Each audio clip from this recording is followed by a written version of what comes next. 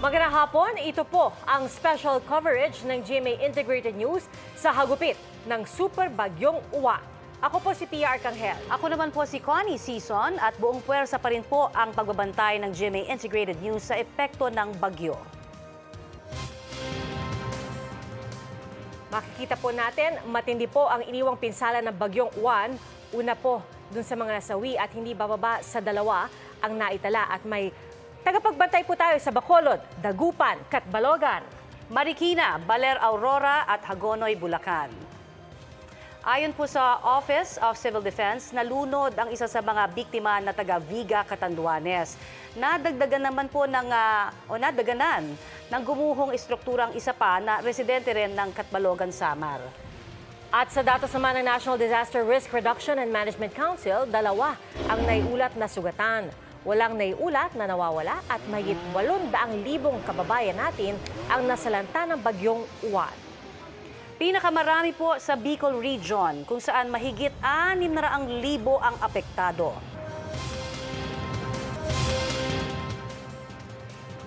Alright, unahin natin, Connie, ang Catanduanes, isa yan sa mga probinsyang may casualty at makakausap natin doon si GMA News stringer Jinky Tabor. Jinky, magandang hapon. Magandang hapon, Connie. At nandito nga tayo ngayon sa lalawigan ng Catanduanes kung saan makulimlim pa rin ang panahon dito at may mga pag-ambon pa rin kaming nararanasan. Connie? Go ahead. Yes, Connie. Dito sa lalawigan ng Catanduanes, wala pa rin kuryente ang buong probinsya matapos matumbang ilang poste at masira ang kawad ng mga kuryente. Kasabay nito, patuloy pa rin ang problema sa supply ng tubig at nananatiling putol ang komunikasyon sa maraming lugar. Tanging sa ilang bahagi lamang ng sentro ng Virac mayroong may hinang signal ng mga telecommunication at hirap na hirap ang mga residente na makibalita at makontak ang kanilang mga kaanak. Ang mga kalsada naman papunta sa mga bayan sa northern towns na lubhang naapektuhan ng bagyo ay hindi pa rin madaanan. Naging unpassable po ito dahil sa dami ng natumbang puno, makakapal na putik at mga insidente ng pagguho ng lupa at bato. Kakulangan sa relief goods at sheltering materials tulad ng yero, pako, plywood at kahoy ang problema dito dahil may mga bahay ang partially at totally damaged. At sa ngayon nga ay marami pa ring evacuees ang nananatili sa mga evacuation centers. Hindi pa sila makauwi dahil sa tubig baha sa kanilang mga lugar at ang iba naman ay nasiraan ng bahay. Marami pa rin o malaking bahagi pa rin ang bayan ng San Andres, Virac at Panganiban, pati na rin sa San Miguel, ang ngayon ay baha pa rin. At patuloy naman ang sinasagawa ng lokal na pamahalaan, ang mga ahensya ng gobyerno at volunteers para sa clearing operations sa buong lalawigan. Wala pa rin biyahe ang mga barko at eroplano papasok at palabas dito. At kasabay po nito ay ang paghahatid ng tulong ay tuloy-tuloy pa rin na kasabay ng isinasagawang assessment ng pinsala dahil hindi pa rin makuha o matukoy ang kabuuang halaga ng kailangan para sa rehabilitasyon sa infrastruktura at agrikultura. Connie? Natin kasi nabanggit mo nga na hanggang sa ngayon syempre hirap pa rin ang maabutan ng tulong yung ating mga kababayan. Lahat ba ng mga lugar naabutan na o may mga hindi pa rin napupuntahan magpahanggang sa ngayon? Tungkol sa relief distribution, merong naipreposition ang pamahalaan ng Catanduanes sa 11 bayan ng Catanduanes. Kaya lang po ang problema ay kulang ito at lalong-lalo na doon sa mga bayan na talagang nasalanta katulad ng Pandan, Bagamanok, Viga, Caramuran, hindi pa ito naaabot dahil nga hindi pa makadaan ang mga sasakyan dahil sa landslides at mudslides. Jinky, kasi dito sa video na pinapakita natin, ito yung talagang kasagsagan kahapon, yung matinding hangin, ulan. Pero sa oras na ito, Jinky, kamusta ba ang lagay ng panahon dyan? Makulimlim pa rin ang panahon dito at meron pa rin kaming nararanasan na pag-ambon ngayong araw. Hindi pa namin nararanasan yung talagang tirik na tirik ang araw. At sa ngayon ay gloomy pa rin kami dito. At ang balita natin, Jinky, ang pinakakinakailangan nila dyan sa Catanduanes, hindi muna mga pagkain o iba pang nakukuha nila, no, na katulad ng tubig, kundi yung mga panggawa daw ng bahay. Meron na ba tayong information kung ano na ang ginagawa so far, paano nila matutugunan itong pangangailangan ng muling pagkukumpuni ng kanilang mga tahanan dyan sa Catanduanes? Ang mga residente dito po kanya-kanya ng diskarte kung paano nila maiaayos muli ang kanilang mga bahay. Pero sa parte naman ng pamahalaan ay patuloy ang ginagawang assessment para nga matukoy kung ano ang kailangan nila, ng kailangan at kung saan sa mga lugaran talaga nangangailangan ng mga panggawa ulit ng mga bahay na nasira. Alright. Marami pong salamat kay Jinky Taboan na nag-uulat mula dyan sa Catanduanes. Samantala, ilang residente sa Bacolod City ang bumalik na sa kanilang mga bahay matapos lumikas dahil sa malalaking alon. At makibalita tayo mula kay Adrian Prietos ng GMA Regional TV. Adrian, kamusta na? Yes, Pia, Connie, mga kapuso, umayong hapon, hindi nakaligtas nga sa bagyong Uwan ang coastal areas dito sa Bacolod City at maging sa probinsya ng Negros Occidental. Kaya mga kapuso, mahigit 3,000 pamilya ang lumikas. Nasira ng malakas na hangin at alon na dulot ng bagyong Uwan ang ilang bahay sa gilid ng dagat. Ang ilang mga residente, mga kapuso, binalikan ang kanilang mga bahay at inayos kaninang umaga. Umabot sa 357 na pamilya o 495 na evacuees o individual ang isinailalim sa preemptive evacuation sa Bacolod City, lalo na sa mga nakatira doon sa mga coastal barangays. Mga puso, may 3,000 na pamilya naman sa Negros Occidental ang pansamantalang inilikas at dinala sa iba't ibang evacuation center. May mga kabahayan na nasira ng alon at malalakas na hangin.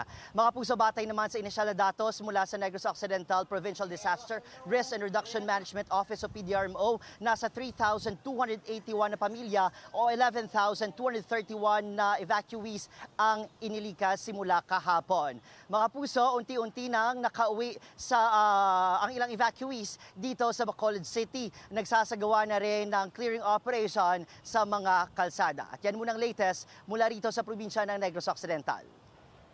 Adrian, nakita nga namin na napakatindi ng pinsalang iniwan in terms of yung kalat. Talagang maraming ang dapat i-clear. So mabuti na lang at naumpisa na yung clearing operations. Pero kamustahin namin, Adrian, yung linya ng komunikasyon, supply ng tubig, kuryente dyan sa lugar? Kung kuryente, Pia, ang ating pag-uusapan, nasa 73% pa lang yung energization rate mula sa as reported by the local power distributor. Ayon nga sa ibang mga barangay, kagaya na lamang na barangay 23, barangay Mansilingan, southern portions at northern portions ng Bacolod City, yung natitirang mahigit 20% ay napakalaki pa rin, mga kapuso. Pahirapan pa rin ang komunikasyon, wala pa rin internet sa ibang mga lugar dito, kagaya na lamang sa bayan ng La Castellana, kung saan nasa 10 na ang reported death naman, kung pag-uusapan natin yung pinsala naman ng bagyong Tino. Kaya sa kasalukuyan ay pahirapan yung komunikasyon. Yung tubig naman, may ilan mga barangay dito sa Bacolod City at Negros Occidental na wala pa ring supply ng tubig. Alright, at Adrian, panghuli na lamang, nakikita namin na mukhang mas maaliwalas na ngayon ang panahon, although medyo malakas pa ang hangin, pero wala na ba talagang ulan dyan? Sana nga wala ng ulan, Pia, pero kaninang umaga medyo gloomy din ang sitwasyon dito sa Bacolod City. Subalit lifted na itong storm signal number 1 sa City of Smiles. Kaninang mag-alas 12 ay may mga pag-ulan pa rin nararamdaman at sa iba't ibang bahagi, sa iba't ibang barangay sa City of Smiles at maging sa ibang probinsya ng Negros Occidental. Sa kasalukuyan, mga kapuso, Pia, dagdag ko lang patuloy pa rin ang sinasagawang rescue operation at retrieval operation naman ng Office of Civil Defense Negros Island Region sa mga biktima naman ng Bagyo Tino. Sa Bagyo Uwan naman, mga kapuso, Pia, wala pa namang reported casualties itong OCD-NIR. Alright, maraming salamat, Adrian Prietos. Kumuha na po tayo ng latest mula naman sa Catbalogan, Samar. Mula kay Nico Sereno ng GMA Regional TV. Nico? Connie, nanatili pa sa evacuation center dito sa Catbalogan City sa Samar ang mga residenteng nasiraan ng bahay dahil sa paghampas ng malalaking alon. Pangalawang gabi na kagabi na nanunuluyan ang ilang residente sa evacuation site sa Samar National School. Ang mga natitira, mga wala nang uuwian pa. Sila yung mga nasiraan ng bahay sa Barangay 3, Poblasyon. Dahil sa malalakas na hampas na alon, na wash out ang kanilang mga bahay. Isa sa kanila, si Ginang Rebecca, na mahigit 30 taon nang nakatira sa nasabing lugar. Wala siyang naisalba dahil lumikas siya nang bumayo ang bagyo. Sa pagbisita ng GMA Regional TV sa lugar ngayong araw, pilit na isinasalba ng mga residente ang kung ano pang makukuha mula sa kanilang nasirang mga bahay. Nananawagan sila ng tulong sa gobyerno. Samantala, nakaburol na ngayon si Fe Risco, 64 years old na namatay sa pananalasa ng bagyo. Pinilit daw niyang bumalik sa kanyang bahay madaling araw noong linggo para kunin ang ilang gamit at ang kanyang alagang hayop. Pero nadaganan siya ng mga debris ng bumigay na parte ng kanyang bahay. Labis ang hinagpis ng pamilya sa nangyari sa kanya. Kasabay ng panawagan nila ng tulong sa mga kinauukulan para sa kanilang ina. Ayon naman kay Junel Tagarino, Catbalogan City DRRMO head, ina-assess pa rin sa ngayon ang kabuang epekto ng bagyong Uwan dito sa kanilang lungsod. Kabilang na ang reported agricultural damage.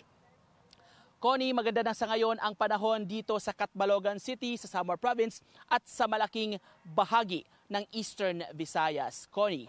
Yes, Nico, balikan ko lang yung nabanggit mo na yung mga natira sa mga evacuation center, sila yung mga nasiraan na ng bahay at wala na talagang uuwian.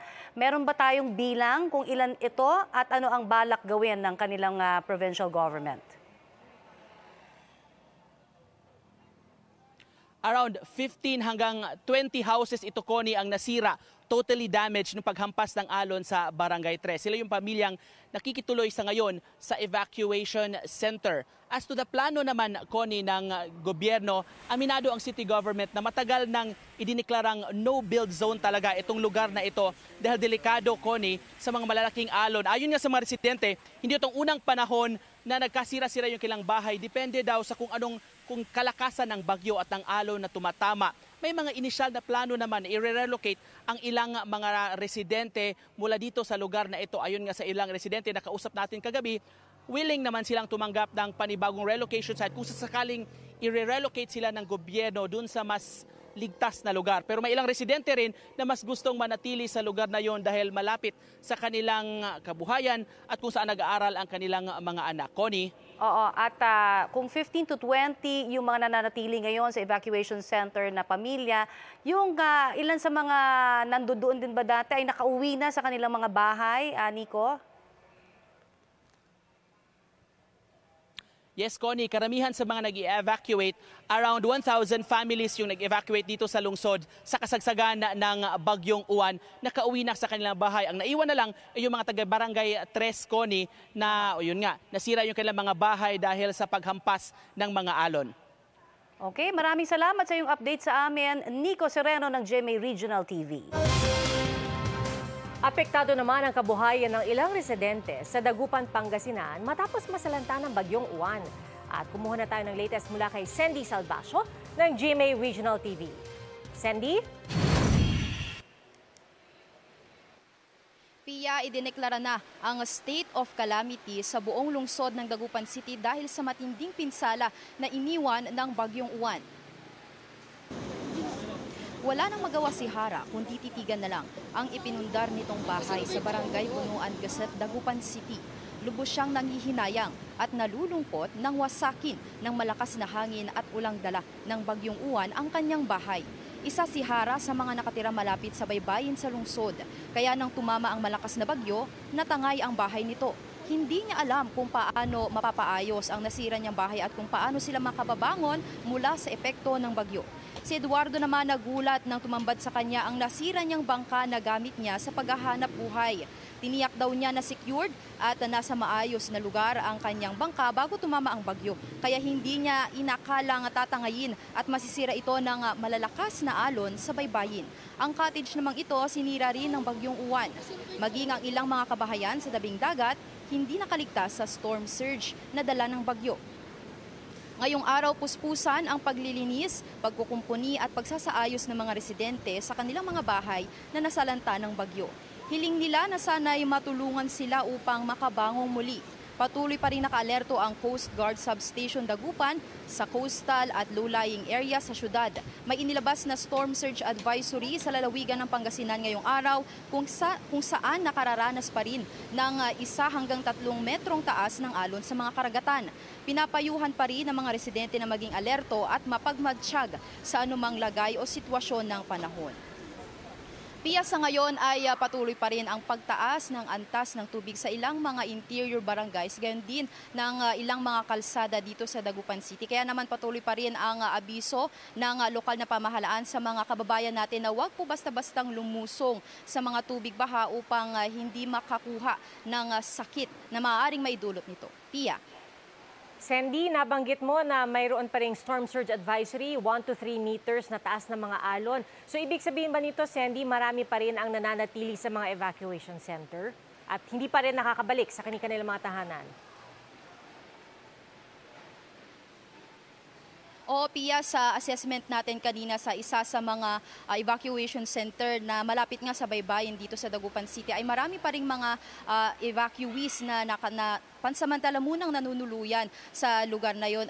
Karabihan sa kanila nasa 800 pataas na mga evacuees dahil nga natatakot pa rin sila sa nangyaring storm surge kagabi na kung saan bigla ang tumaas yung tubig at umabot sa mga residential area. Kaya naman hanggang ngayon ay yung ilan sa kanila umuuwi sa kanilang mga bahay pero hindi para umalis na sa evacuation center kundi para mag-ayos, maglinis, magluto. Pagkatapos ay babalik din sa evacuation center para na rin sa kanilang kaligtasan. Iya.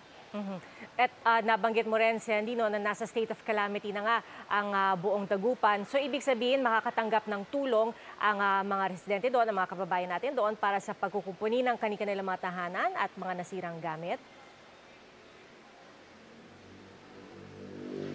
Oo, Pia, sa nakuha natin na impormasyon kanina, nabanggit naman nila na tiyak daw na may iaabot namang tulong ang acting mayor dito sa Dagupan City para sa mga nasalanta. Partikular na yung nabanggit kanina na nasiraan nitong mga bahay na malapit sa baybayin dito sa Dagupan City. Pia? Alright, Sandy, maraming salamat sa update mo. Si Sandy Salvacio ng GMA Regional TV. Agad na naglinis ng debris mula sa Bagyong Uwan ang mga apektadong residente sa mga coastal barangay. Diyan naman po sa Iloilo City. Kaya kumuha na po tayo ng detalye mula naman kay Kim Salinas ng GMA Regional TV. Kim?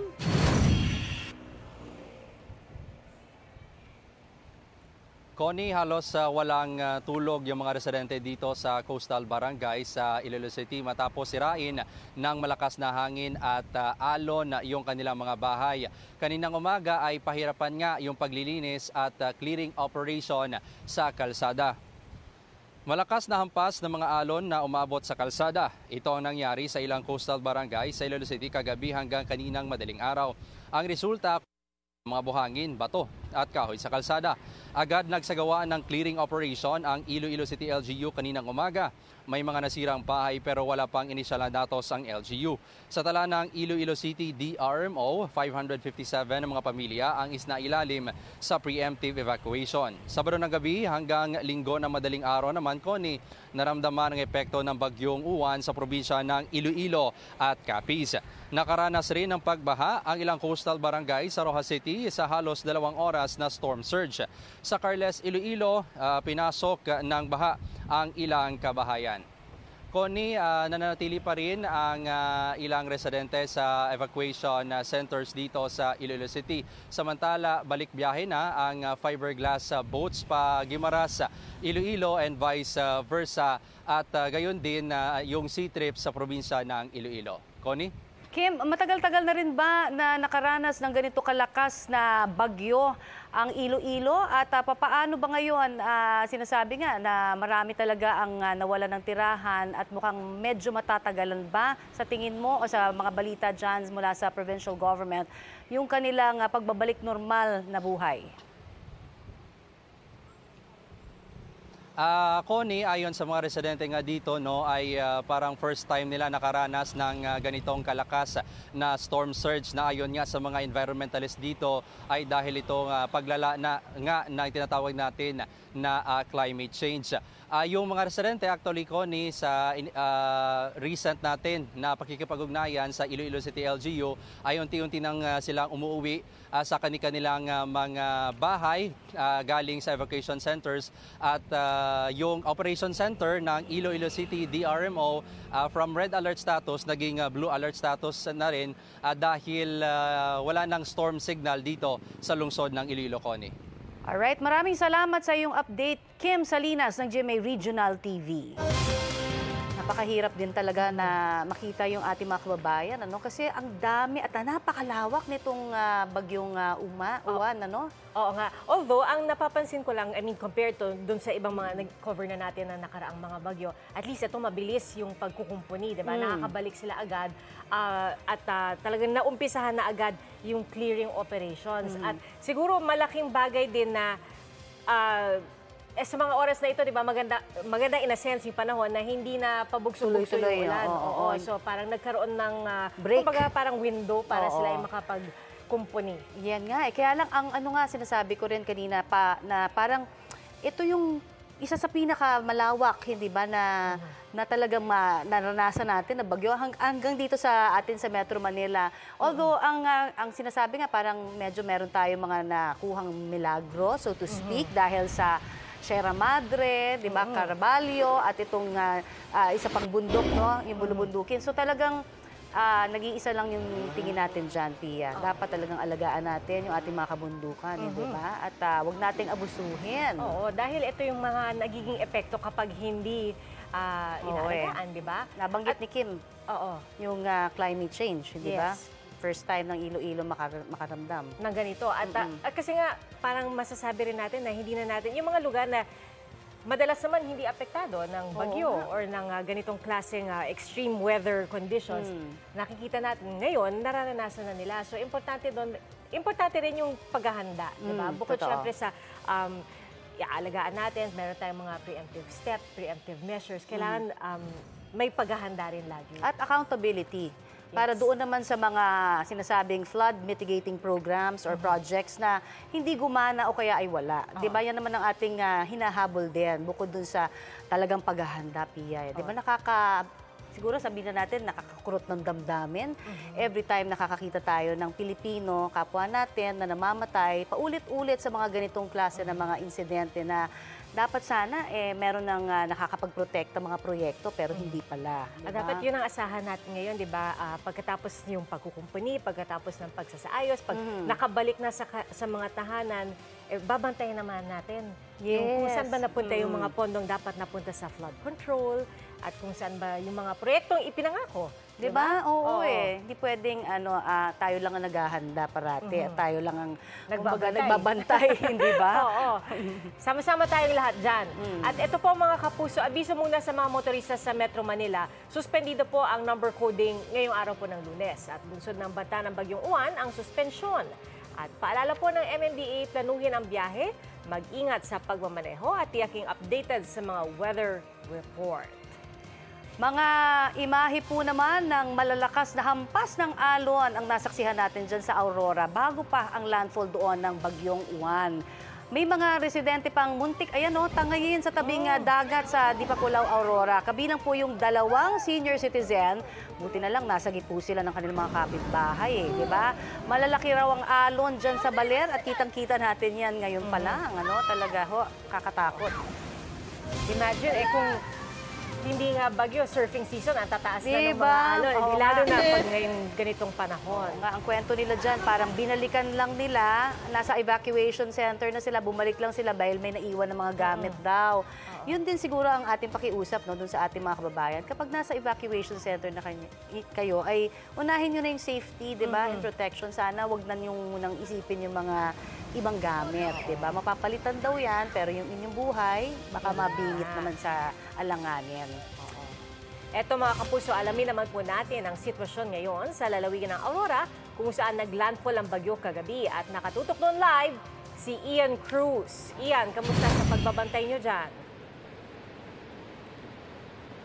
Yes, Pia, sa ngayon ang isa sa malaking problema dito ay isolated yung tatlong bayan nila mula nga dito sa sentro ng Aurora dito sa Baler dahil Pia, nawasak talaga ng tuluyan yung malaking bahagi ng kanilang national road matapos nga yung sunod-sunod na malalakas na daluyong o storm surge doon yan sa bahagi ng Sitio Ampere, doon yan sa Dipakulaw, dito pa rin sa lalawigan ng Aurora at Pia, kabilang nga doon sa mga hindi marating mula dito sa Baler ay yung pinaglandfallan ng bagyo ang bayan ng Dinalungan, gayon din ang Kasiguran at ang dulo na ng lalawigan ang Dilasag. Mahabang stretch din ng bayan ng Dipakulaw ang kasama sa mga isolated areas. Matinding pinsala naman ang tinamo sa coastal area sa barangay Gupa sa bayan pa rin ng Dipakulaw. Nawasak ang mga bahay sa coastal area dahil sa malalakas na alon dulot ng super bagyong Uwan. Walang natira sa mga bahay na nilamo ng alon. At mula sa gilid ng Dalampasigan, natangay sa highway ang mga parte ng bahay. Ipinagpapasalamat na lamang ng mga residente na nakatira roon na lumikas sila bago pa nga ang bagyo at umaasa naman sila ng tulong para agad silang makabangon. At dito naman sa Baler, ilang istruktura ang nasira sa Sabang Beach area. Kabilang nga ang mga kainan at gimikan. At ayon sa isa sa may-ari, ngayon lang nangyari na may napakalalaking damage sa kanilang mga establishmento at sana raw ay may tulong sa mga business owners. At Pia, hindi rin nakaligtas ang likurang pader ng Aurora Police Provincial Office sa tindi ng daluyong. Ayon kay Police Colonel Robert Petate, ang Provincial Director ng Aurora, sinubok pa nilang isalba ang mahabang pader pero nang maglandfall na raw ang bagyo sa lalawigan bandang alas 9 nga ng gabi ay hindi na ito nakaligtas at tuluyang nawasak. Nasira rin ng malakas na hangin ang ecumenical church ng pulisya.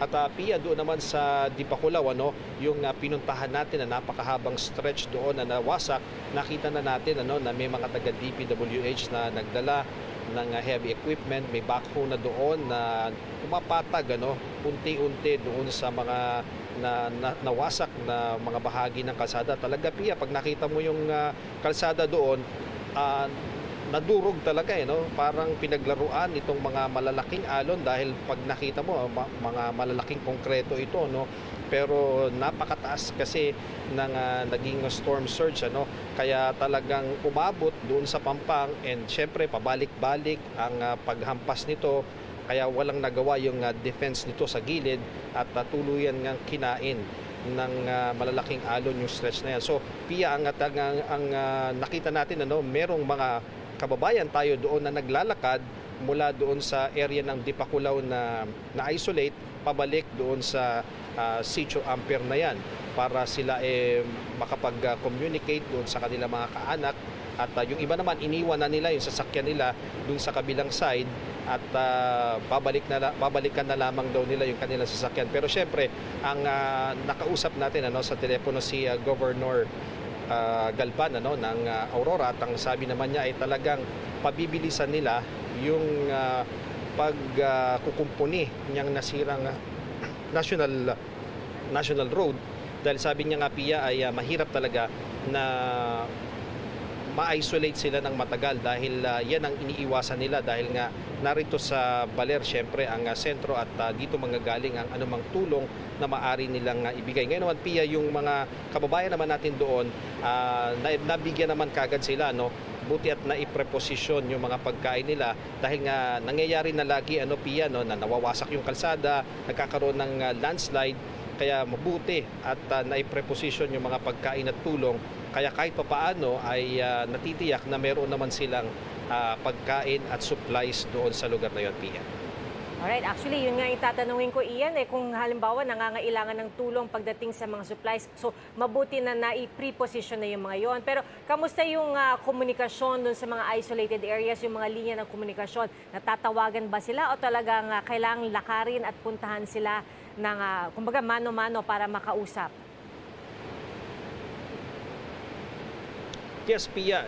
Kanina yung area ng Malalayo, yung Dilasag at yung mismong diyan sa may Kasiguran, nakausap naman sila actually may mga na-set up din ang gobyerno na mga pa-wifi at na nagagamit nila pag ganitong mga may bagyo at kalamidad.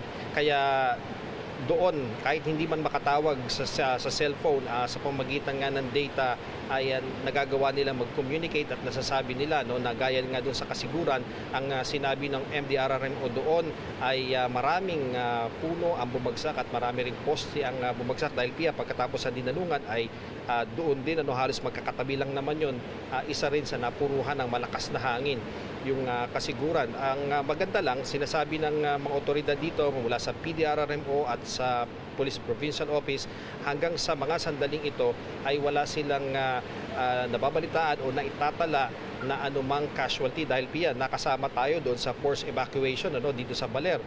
Itong mga coastal area dito sa ating likuran, dito sa Sabang at doon sa Zambales, nakita natin na talagang ang mga taga dito sa Aurora ay sumusunod dahil nakita rin nila yung nangyari sa Cebu, naging malaking lesson sa kanila yon. Higit pa yung kanilang mga karanasan din na personal dito, nagsama-sama yon, kaya talagang buo ang loob nila na lumikas at nakita natin na kapag sumunod talaga, imagine Pia, yung mga community doon sa coastal area sa Dipakulaw, ang halos walang natira doon sa community nila. Kung hindi sila lumikas, I'm sure merong nasaktan doon or baka ang worst case scenario baka may nasawi pa. So maganda na sumunod sila at talagang nakaligtas sila sa tiyak na kapahamakan dahil nga naniwala sila sa abiso ng ating gobyerno, Pia. Alright, Ian, panghuli na lamang, kamusta ang lagay ng panahon ngayon dyan? Well, Pia, dito sa Baler sa ngayon, nakikita nyo naman, kahit pa paano ay hindi na umuulan. Pero doon sa Dipakulaw kanina talagang habang nagkukumpune ang heavy equipment ng DPWH doon sa nasirang kalsada, bumubuhos yung ulan. Mamaya hihinto, panaka-naka yung ulan pero malalakas pa rin. At yung alon, Pia, nakikita mo, talagang hindi na ganoong kataas dahil kahapon halos hindi mo malalapitan itong area ng dagat dito dahil talagang lumalagpas sa seawall, nakakabasa siya kahit nakatayo ka lang dito nga malapit sa Pampanga. Alright, maraming salamat, Ian Cruz. Samantala, kamustahin naman po natin ang Cagayan kung saan sa lakas po ng hangin ay may lalaking tinangay at nahulog mula sa kanyang bahay. Pero ang magandang balita, nadala naman po siya sa ospital at ligtas na po ang lagay. May mga humambalang ding puno sa bayan po ng Baggao dahil sa bagyo, habang baha naman sa bayan ng Enrile. Sa punto pong ito, makakausap natin si Cesar Cuntapay Jr. mula po sa Cagayan Provincial Disaster Risk Reduction and Management Office. Magandang hapon po. Magandang hapon din, Ma'am Connie. Makikibalita lamang po kami sa lagay ho ng panahon nyo dyan ngayon. Kamusta na po? Opo, at medyo back to normal na po ang panahon dito at medyo mahangin lang at may konting paulan-ulan pero lumalabas na rin po ang haring araw dahil kanina po ay nagsagawa kami ng rescue operations sa dalawang bayan ng lalawigan ng Cagayan. Ito po ay bayan ng Tuaw at yung adjacent town niya, ito yung bayan ng Piat po. Meron ho ba sa inyong naitalang mga namatay o kaya nasugatan o nawawala sa mga oras po na ito? Baka meron ho tayong update? So far, zero casualty naman po tayo dito sa probinsya ng Cagayan. That's good to know, sir. At makikibalita rin ho kami sa lagay ng mga evacuee natin. Ilan ho ba ang kabuang nailikas at nananatili pa rin ho ba sila ngayon sa kanilang evacuation centers dyan? Ayon sa datos po, mahigit 17,000 na po ang lumikas ayon sa pagtatala ng ating mga situational report. But ongoing po kasi ang preemptive evacuation namin at saka forced evacuation namin dahil itong pagbaba ng ulan o tubig na galing ng Cordillera Administrative Region po. Although hindi naman mas malakas ang ulan dito sa Cagayan, pero kami po ang sasalo sa mga tubig galing upper stream o dito sa Isabela, Vizcaya, Quirino. At dito naman sa partes ng western part ng Cagayan, ito po ay mga tubig ulan manggaling po sa Cordillera Administrative Region, maluwang na malaking stretch yan ng kabundukan. Kaya biglang naalarma at na maraming nag-post kanina at nagulat nga po kami, wala nang nagre-report sa amin sa mga Endrimo at may mga postings na lang na parang bagyong Pino ang kalagayan nila kaninang madaling araw dahil abot hanggang leeg po ang mga tubig na biglang pagbugso ng tubig galing sa Baguio, siguro Kalinga, Abra, dahil sa bayan ng Tuaw at Piat po ang unang bayan na tatakbuhan ng tubig ulan galing dito sa Cordillera Mountain po. Opo, sir, kasi nga nabanggit nyo catch basin ho kayo, kayo ho ang tagasalo doon sa mga kumbaga tubig na nagmumula ho sa mas matataas na lugar dyan, nakalapit po ninyo. At ang sinasabi rin po, sir, ay kumbaga kahit maganda na ang panahon ay mamumroblema pa rin po ang inyong mga kababayan dyan dahil nga ho dito sa sinasabing maaring mga flash flood pa rin o mapunta po sa inyo yung ilang mga tubig ulan mula sa iba't ibang lugar. Gaano kabilis ho ba ang paghupa nitong tubig na ito? Hindi pa naman po umuhupa. Actually, nasa critical level na po ang tubig na galing dito sa Isabela. May water level monitoring po kami dito sa Buntun, baba ng Buntun Bridge ng Tugigaraw at ang isa naman po ay sa ilog ng Chico River na matubig manggaling sa Cordillera Mountains. Kaya binabantayan po namin ang tubig galing diyan sa Cordillera Mountains dahil dalawang barangay po kanina na nagulantang na nag-deploy kami ng iba't ibang water assets para matugunan ang forced evacuations na biglang nangyari kaninang madaling araw. May nakakapasok ho ba na mga tulong sa labas para ho naman na, syempre I'm sure sa ngayon ho talagang lahat ho ng inyong mga tauhan dyan nakadeploy na at baka meron hong sa national government na maaari pang makatulong din po sa inyo? So far, ang regional DSWD po sa katauhan ni Ma'am Alan, Lucia Alam, ongoing po yung meeting nila kay Gob para humingi sana ng karagdagang tulong mga galing sa national. Dahil ang relief o family food packs namin na manggagaling dito sa provincial government ay halos na i-preposition na lahat kahapon at ito ongoing pa ang pagpasyal-pasyal ni Gobernador Manong Egay para saksihan mismo ang kalagayan ng kanyang mga constituent dito sa probinsya ng Cagayan, Connie. Wala ho ba kayong iba pang mga panawagan, particular na baka may mga nakahambalang pa ho sa daan, nakakailanganin ho ng mga heavy equipment kaya? Pwede nyo hong ipanawagan na yan? Opo, hindi naman masyadong problema ang mga blockage sa daan dahil may naka-standby po tayong mga equipment. Pero ang pinag-alala po namin ay ang tubig, lalo na tubig na manggaling dito sa Chico River. Actually, ang Magat Dam po ay 7 gates na po ang binukas kanina dahil ang pinapasok na tubig ay almost 7,400 cubic centimeters. Pero ang nilalabas lang po, ang outflow niya ay 3,000 cubic centimeter. Kaya ngayon nagbukas na po sila ng 7 gate para hindi po biglaan o hindi po maging critical ang Magat Dam dyan po sa Isabela. Kaya ngayon binabantayan po namin ang kailugan dito sa Cagayan River at nasa 10.2 na kanina.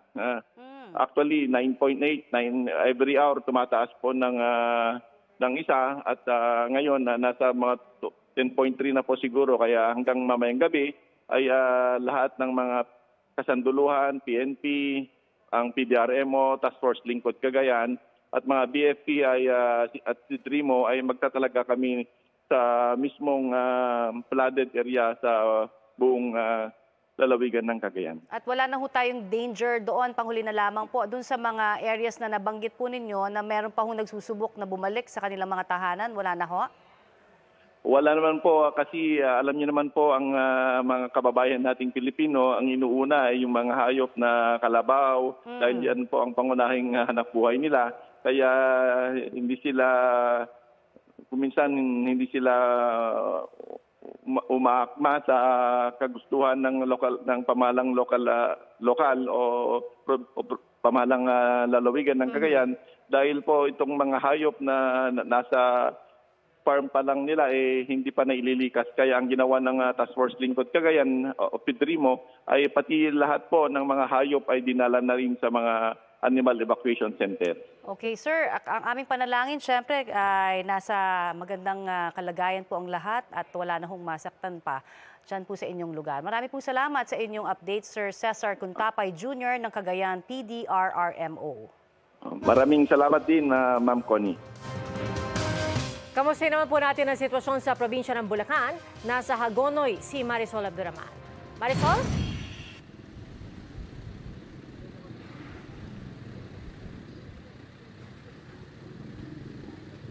Pia, halos buong Hagonoy, Bulacan ang lubog sa baha dahil sa bagyong Uwan.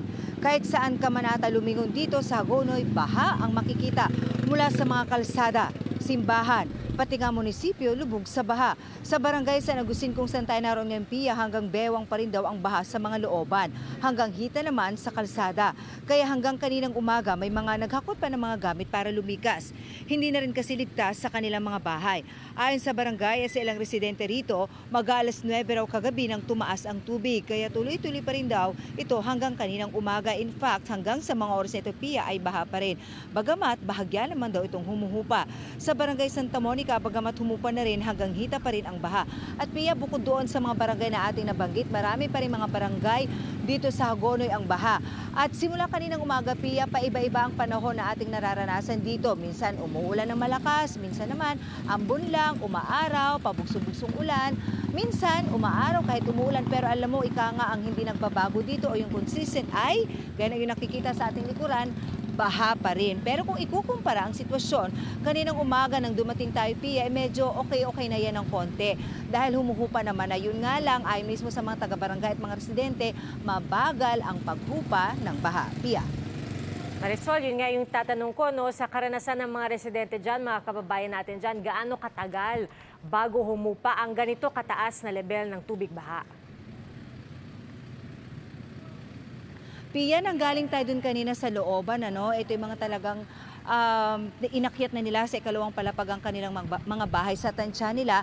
Aabutin para ito ng ilang linggo. Ang problema kasi, Pia, bukod doon sa pagbaha, dahil dala ng ulan, ang isa pang nakakadagdag ika nga o na nagpapalala ng sitwasyon ay yung high tide. Kaya hindi araw ang binibilang dito, kundi linggo. At dito nga sa ating kinaroroonan, sabi nga nila, baka pagka nag-uulan pa dito, dahil nga tuloy-tuloy rin ang high tide, baka nga linggo rin ang abutin bago ito humupa. Sa barangay Santa Monica, Pia, na ating napuntahan kanina, mula July pa ang baha na kanilang naranasan, pero pinalala lamang daw ng bagyong Uwan kagabi, Pia. Naku, Marisol, alam natin na syempre kapag hindi agad bumababa yung tubig baha, dinadaanan na yan. At importante, halimbawa tulad mo, nakasuot ng waders o kaya bota. Pero may nakikita tayo, mga kababayan natin na pilit pa rin lumulusong sa baha, na nakatsinelas, nakapaa. Ano ba ang paalala ng mga otoridad para maiwasan ang pagtaas bigla ng mga kaso ng leptospirosis o sakit galing sa baha? Pia, alam mo, siguro sa tagal na rin natin nagko-cover, hindi lang naman tayo dito sa Hagonoy, Bulacan nakaka-encounter ng ganyan. Kahit nga dyan sa Metro Manila, lalo na dyan sa Metro Manila, paulit-ulit naman talaga yung paalala ng ating mga otoridad na kung maaari, huwag nang lumusong sa baha. Sa katunayan, Pia, halos lahat na nakakasalubong natin kanila, ang tanungan natin, bakit ho kayo sumusuong sa baha? Iisa lang kanilang sagot, no choice naman ho kami. At yung iba naman kasi, lagi nilang sinasabi, sanay naman na kami. Parang sa taon na binilang na nila na tagal na nilang nakakaranas ng baha, wala pa naman daw nangyayaring ganun. Pero ganun pa man, paalala ng ating mga otoridad, huwag kumpiyansa, kaya mag-iingat pa rin, magsuot pa rin ng bota. At tulad ng nabanggit mo, Pia, marami na rin tayong mga nakita dito, Pia, na nakasuot ng tinatawag nilang jumper boots. Ito yung weather nga. Parang naging normal na outfit na lang yan ng mga kababayan natin dito. Kasi yun na nga, halos lagi na lamang binabaha dito sa kanilang lugar. Alright, nako Marisol, sana pakinggan ang abisong ito at ang paalala ito na mag-ingat at syempre uminom ng gamot kung sakaling lumusong na nga sa baha. At maraming salamat sa iyo, Marisol Abduraman. Samantala, nagpatupad na po ng preemptive evacuation ng ilang bayan sa Rizal dahil sa bagyong Uwan. At binabantayan rin po natin ang kalapit nitong Marikina. Kaya kamustahin na po natin ang sitwasyon doon sa live report ni Maki Pulido. Maki? Umaaraw na pero kita nyo naman malakas pa rin ang hangin dito sa Marikina City. Sa kasagsagan ng Super Typhoon, ang pagkakasabi sa atin ng mga Municipal Disaster Risk and Management Offices ng San Mateo at ng Rodriguez sa Rizal at ng LGU ng Marikina City ay wala namang binaha na lugar sa kanilang mga bayan. Sa ngayon ay halos nasa 14 meters ang level ng tubig ng Marikina River, 14.5 meters ang pinakamataas na inabot nito kahapon, malayo pa dun sa 18 meters na forced evacuation. Sa San Mateo, ang pinakamataas na level ng ilog ay 17 meters. Kahapon ito ng umaga, nasa 18 meters ang first alarm, 20 meters naman yung forced evacuation. Dahil nagsagawa ng preemptive evacuation bilang paganda sa malakas na bagyo, ay libong mga individual, mga kababayan natin ang pansamantalang lumikas. Mahigit 7,000 individual ang lumikas mula sa bayan ng San Mateo. Mahigit 6,000 naman ang nag-evacuate sa bayan ng Rodriguez sa Rizal, habang halos 9,000 individual naman ang lumikas mula sa Marikina City. Pero dahil daw wala namang binahang lugar, pinapayagan ng lumikas na ang mga lumikas na umuwi na sa kanilang mga bahay ngayong araw. Ang sinabi sa atin kanina ni Marikina Mayor Maan Chodoro, relieved sila o parang nakahinga sila ng maluwag na hindi naging mapaminsala yung Super Typhoon sa kanilang syudad. Mananatili pa rin naman daw silang naka-alerto dahil may abiso pa rin ang pag-asa ng pag-ulan. Ang mga nakausap naming residente ay talagang kusang lumikas dahil sa karanasan nila talagang pahirapan ng lumikas kung tumataas na yung tubig. Isa sa mga ginang na nakausap namin, kaunting gamit lang ang dinala para raw mabitbit niya yung kanyang mga alagang aso. At dahil maulan, of course, may mga kababayan tayo katulad ng mga construction workers na hindi talaga makapagtrabaho at kaya walang pinagkakakitaan habang malakas ang bagyo. Kaya sa mga ganitong pagkakataon daw, malaking bagay sa kanila yung mga inaabot na tulong tulad ng mga relief packs. Yes, Maki, kitang-kita sa video yung pagkahilig mo rin talaga sa mga aso, ano? At dahil mga dog lovers din, karamihan siguro, dahil nagdala pa sila ng kanilang mga alaga, mga fur pets, meron din bang humihingi dyan ng parang pagkain para doon sa kanilang mga alagang aso? Kasi karamihan, syempre, uunahin syempre yung mga nandoon sa evacuation center na mga residente. Of course, at naiintindihan natin yan, pero yung mga karamihan doon sa mga nakausap natin na humihingi ng tulong para sa mga alaga nilang hayop ay mula sa bayan ng Rodriguez at sa Rizal. Dito kasi sa Marikina ay iba naman yung sitwasyon. Dito sa Marikina talagang napaghandaan nila yung evacuation ng mga alagang aso at saka pusa. In fact, they have like a pet evacuation center too, kung saan natututukan ng kanilang veterinary office yung mga evacuees na may mga dala na alagang hayop. So itong pinapakita natin video, ito sa Rizal, kanya-kanya, kumbaga yung bawat may-ari na lang magpakain, gano'n na lang. Oo, sa ngayon, kung dun sa may Rodriguez, actually isa sa mga problema nila doon ay syempre pagdating sa evacuation center, of course, ang prioridad kasi ay yung mismong mga lumika. So, hinahanapan nila ng pwesto yung mga mga alaga nila. Yung sinabi sa atin ng isang ginang ay mabuti na lang may konting espasyo doon kung saan pinayagan sila nung mga nagbabantay doon sa evacuation center na itali muna yung kanilang mga alaga ron. But of course, aside dun sa kakainin nila at problema na nila minsan yung pambili ng kanilang kakainin, ay syempre kailangan pa rin nilang gawa ng paraan yung kakainin ng kanilang mga alaga. At mukha bang magtatagal pa sila, Maki, dyan sa evacuation center, at least dyan sa may Rodriguez, Rizal? Doon sa pinayagan na kasi sila na umuwi sa kanilang mga bahay. So we expect, hindi kasi tayo nakabalik ngayong late afternoon, but we expect na marami na doon sa mga kababayan natin na bumalik na sa kanilang mga bahay. Dahil wala naman daw binaha. Ito sa preemptive evacuation, wala namang baha sa kanilang mga lugar, pinayagan na rin silang umuwi.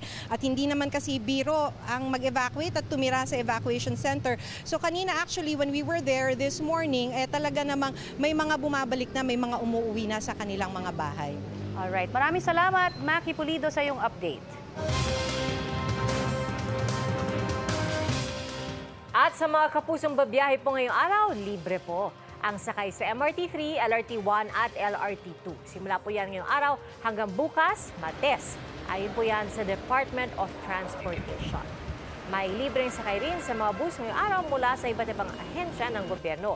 At may nakadeploy ng mga bus sa mga rutang Quiapo hanggang Fairview, Quezon City, Quiapo hanggang Angono, Rizal, Loton hanggang Alabang, Muntinlupa, Ross Boulevard hanggang Sucat, Parañaque, at Taft Avenue hanggang Cubao, Quezon City. At sa puto ito, nasa linya ng telepono si Transportation Acting Secretary Giovanni Lopez. Sir, magandang hapon. CPR kang help po ito. Hi ma'am, good afternoon po ma'am, Ma'am Pia, and good afternoon ma'am Connie po. Secretary, kamusta lang po namin yung ating mga transportation modes, no? Alin po ba yung pinaka naapektuhan nitong bagyong Uwan? Ngayon po ang talagang may sabihin natin may minor damage ang ating mga paliparan doon sa mga lugar na sinalanta ng bagyo, at may pati na rin ang ating pantalan, especially doon sa Virac, Catanduanes, yung mga pantalan ng airports natin. Pero masasabi natin mga minor damage lang po to. Tulad ng ating mga pantalan, bagamat may tama ang ating infrastructure, pero yung main infrastructure natin, parang yung mga PTB, functional naman po and operational. So ngayon po, lahat ng ating pantalan operational, nag-aantay lang tayo doon sa Sea Travel Advisory ng Coast Guard kapag lifted na yung no-sail policy. May mga lugar na po na pwede na pong lumayag ang ating barko tulad sa Mindanao, Cebu, Bohol, pero we do it by region po to make sure lang po, again, may mga signal pa rin na nakataas, storm signal, at meron pa rin no-sail policy. Pagdating naman sa ating paliparan, may mga airports pa rin po na sarado, pero meron na rin po yung mga open na pagdating sa ating mga natamaan na paliparan dahil sa bagyo po. So sir, limitado na lamang po yung bilang ng mga kanseladong biyahe?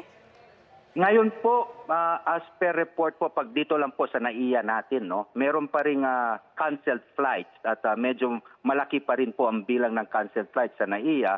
Tumutotal po ito ng 181 flights at ang apektado po dito ng mga pasahero is more or less 24,000. But the good thing, they are not stranded. Nabisuan po sila na mas maaga at na-cancel po yung flights nila. So ngayon po, nagipag-ugnayan kami sa ating mga airlines para sa sinasabi nating recovery flights naman po nitong mga kanseladong flights po. Sir, pag ganito po na, halimbawa yung bilang nabanggit nyo, 181 canceled flights, ibig po ba sabihin kailangan mag-adjust ng mga schedule o magdagdag pa ng mga flights sa mga susunod na araw? For the recovery flights? Oo, nasa airlines na rin po yan kung paano nila gagawin. Pero kagandahan din ulit dito, ma'am, again, yung mga naapektuhan dito sa flights. This is both domestic and international flights.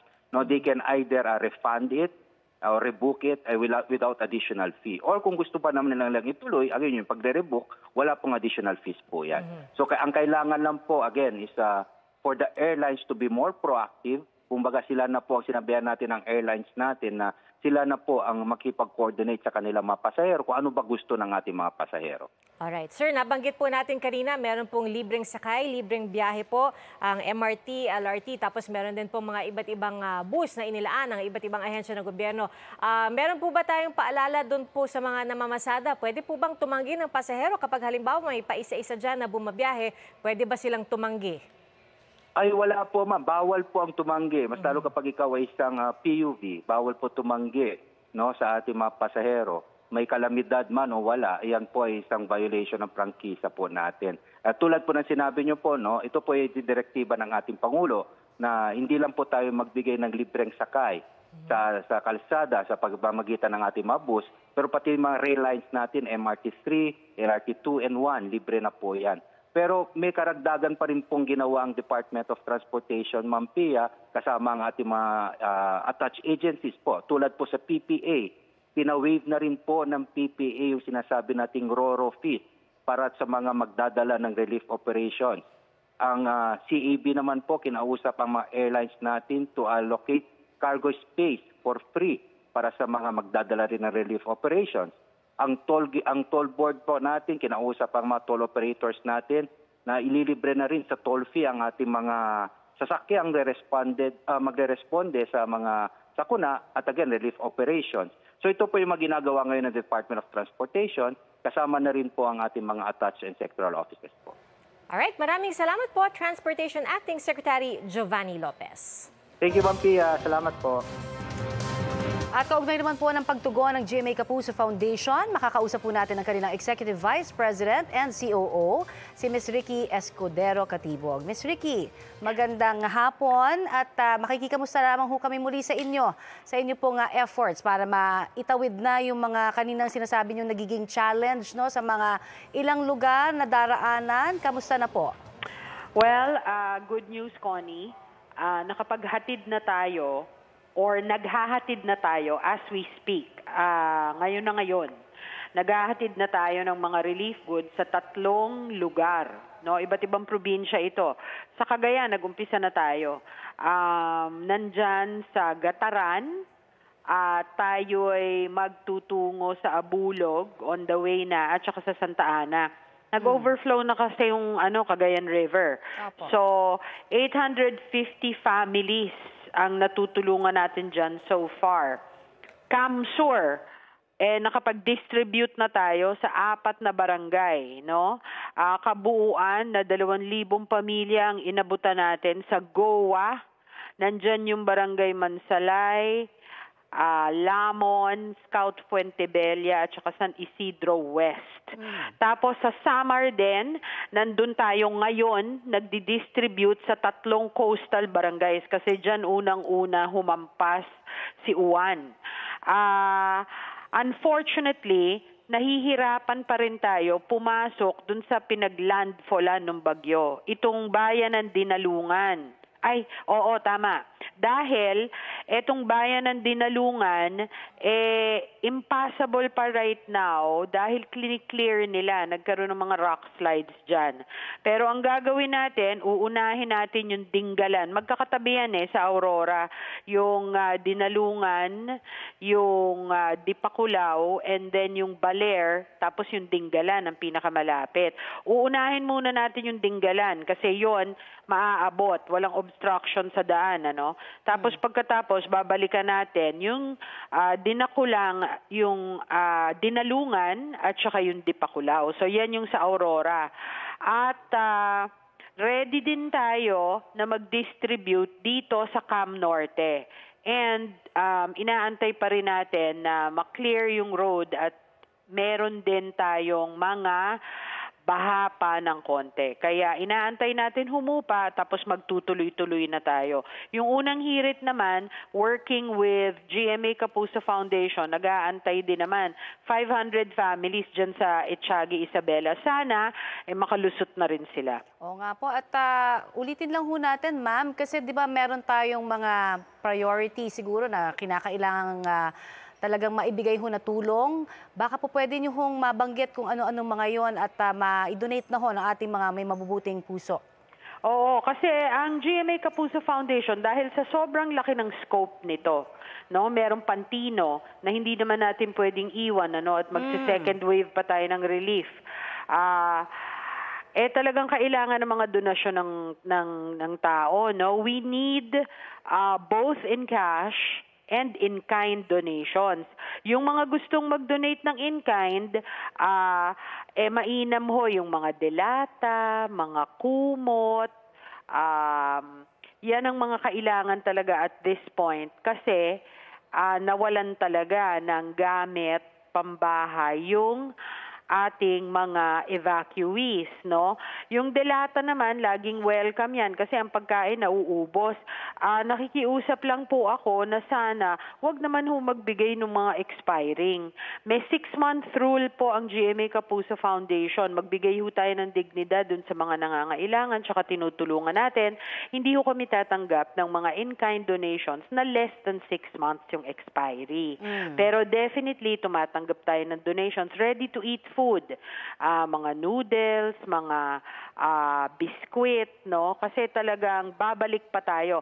May second wave tayo sa Tino-affected areas. Babalik tayo third wave sa Cebu. Alright. So, at kailangan din ho ba kaya ng mga gamot? Pwede rin ho ba daw mag-donate? May mga nagte-text lang po dito. Ang problema kasi sa gamot,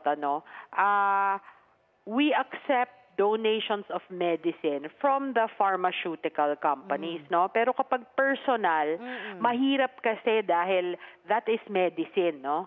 Again, merong issue tayo sa expiry and also hindi tayo doktor na nakaka-disburse ng medicine, Yun. Okay.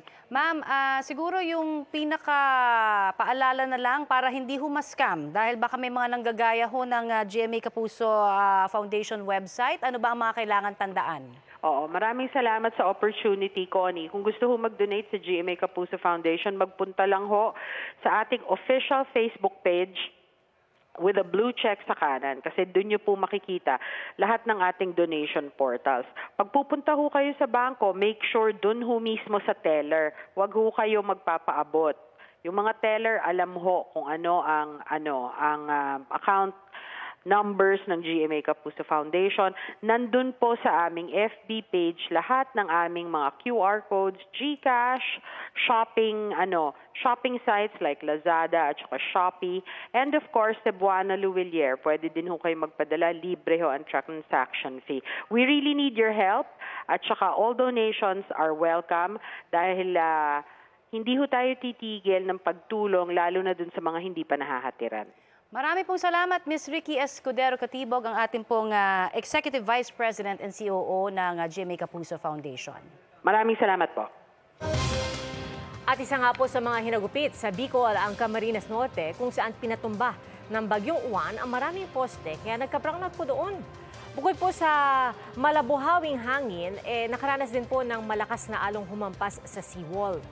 At kaugnay po niyan, para sa latest sa Camarines Sur, makakausap po natin ang ating kasamahan dito sa GMA Integrated News na si Darlene Cai. Darlene, kamusta na dyan? Pia, nandito ako sa Daet Camarines Norte. Maaraw na dito pero tumambad ngayon ang pinsalang idinulot ng Super Typhoon Uwan. Dito sa bayan ng Daet, may mga bahay na nawasak. Maraming natumbang puno at mga poste. Sa katabing bayan naman ng Mercedes ay na-wash out naman yung ilang bahay na nasa tabi ng dagat. Nakakita rin kami ng mga bangkang nawasak dahil sa lakas ng hangin at taas ng alon doon. Sa ngayon, abala yung mga residente sa pagkumpuni ng kanilang mga nasirang bahay. Yung iba namang wala nang babalikan ay naghahanap ng pwede pa nilang mapakinabangan mula sa mga debris. Ang mga otoridad naman abala sa clearing operations para matanggal ang mga nabuwal na puno. Pero sabi ni Tony Espanya, ang PDRRMO ng Camarines Norte, hindi raw magiging madali ang pagtanggal sa mga natumbang poste. Kaya nakikipag-ugnay na sila ngayon sa electric cooperative. Nadaraanan naman ang National Highway papasok at palabas ng probinsya. Pero nasa 80 barangay pa raw sa iba't ibang bayan ang isolated. Karamihan dito ang mga nasa isla at hindi pa mapuntahan dahil delikado pang pumalaot.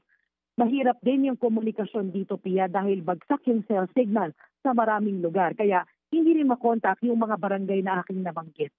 Wala ring kuryente sa buong probinsya ngayon at kalahati pa ng Camarines Norte ang walang supply ng tubig ngayon dahil sinira rin ng bagyo ang water facilities dito. Namimigay naman ng tubig ang provincial government sa ilang bayan at nagpapatuloy din ang relief operations sa pangunguna ni Acting Governor Joseph Acucha. Ang magandang balita, Pia, walang naitalang casualty at walang reported na nawawala o missing dito sa probinsya ng Camarines Norte. Yan ang latest mula rito sa Daet Camarines Norte. Balik sa iyo, Pia. Maraming salamat, Darlene Kai. Kumustahin na po natin ang sitwasyon sa Ilocos Sur. May report si June Veneracion. June? Connie, nasa Isabela kami, probinsya ng Isabela. Dahil sa pag-apaw nitong Cagayan River ay lahat na ng overflow bridge dito sa probinsya ay hindi na madaanan simula pa kagabi. Gaya na lang nitong overflow bridge dito sa Kawayan City na ngayon ay hindi na maaninag dahil sa taas ng tubig. Ito pa naman ang pinakamalapit na daan papunta sa ilang remote barangay dito.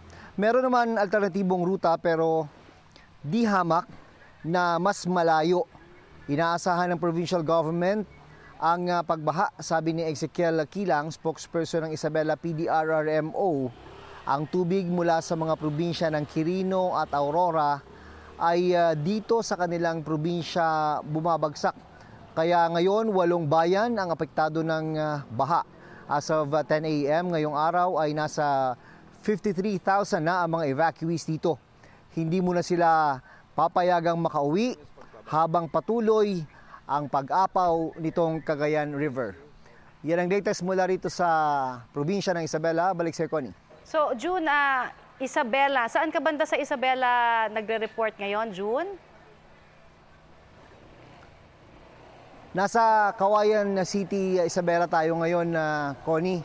Ito yung Alikawkaw. Ito yung sinasabi kong overflow bridge na daanan papunta doon sa mga remote barangay nitong lungsod. Pero tingnan mo naman, hindi mo akalaing may tulay pa dyan. Kaya yung mga residenteng umaasa sa maiksing daanan na ito para makauwi at makalabas sa kanilang lugar, napakalayo pa yung iikutin para lang makapunta doon sa kanilang lugar. Ang problema rito, Connie, patuloy pa na pagtaas itong ilog. So, ibig sabihin, nagsisimula pa lang ang problema nila. Kaya nga sinasabing yung mga residenteng nagsilikas, huwag muna silang mag-uwian para na rin sa kanilang kaligtasan. Connie.